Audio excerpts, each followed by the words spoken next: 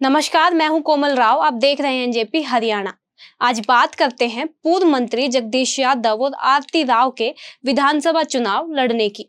हम ज्योतिषी विधा के ज्ञानी तो नहीं है और न ही इस विधा के सहारे किसी के चुनाव लड़ने या न लड़ने की भविष्यवाणी करने पर हमारा भरोसा है, मगर अनुमान के आधार पर भविष्यवाणी करना हमारा शौक है। हम आज दो नेताओं के बारे में यह सटीक अनुमान व्यक्त कर रहे हैं कि वर्ष 2024 में दोनों ही चुनाव लड़ेंगे। इनमें से एक है भाजपा नेता और पूर्व मंत्री जगदीश यादव और दूसरी है केंद्रीय राज्य मंत्री राव इंद्रजीत सिंह की बेटी आरती राव। जगदीश यादव का कोसली विधानसभा क्षेत्र से 2024 में विधानसभा चुनाव लड़ना तय है, बेशक भाजपा टिकट दे या न दे।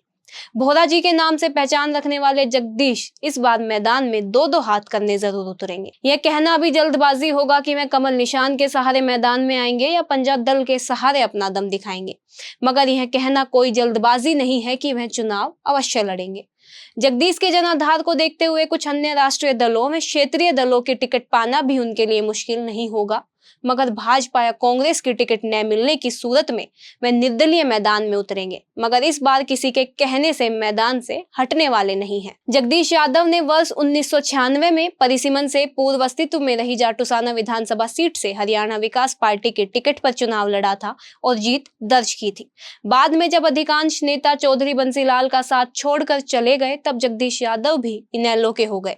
हालांकि वे उन लोगों में थे जो सबसे अंत तक बंसीलाल के साथ डटे रहे, मगर हवीपा के अस्तित्व पर संकट आया तो जगदीश को भी ठिकाना ढूंढना पड़ा। चौधरी बंसीलाल ने जगदीश यादव को अपनी टीम में शामिल किया हुआ था।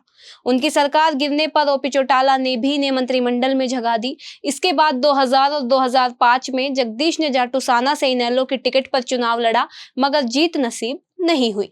जाटूसाना सीट का अस्तित्व खत्म होने के बाद नवसर्जित हुई कोसली विधानसभा सीट से जगदीश ने वर्ष 2009 में निर्दलीय और 2014 में इनेलो की टिकट पर चुनाव लड़ा, मगर हर बार की तरह इस बार भी मामूली अंतर की हार ही नसीब हुई। वर्ष 2019 में भाजपा से चुनाव लड़ने के लिए जगदीश यादव मनोहर लाल के आश्वासन के बाद भाजपा में शामिल हुए थे, मगर राव इंद्रजीत सिंह ने उनके सपनों पर पानी फेर दिया। माहौल ऐसा बना कि वे 2019 में चुनाव नहीं लड़ पाए, मगर 2024 की तैयारी पूरी है।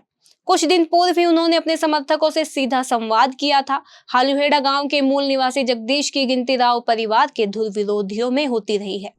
राव परिवार मतलब राव वीरेंद्र सिंह परिवार। अब बात आरती राव की।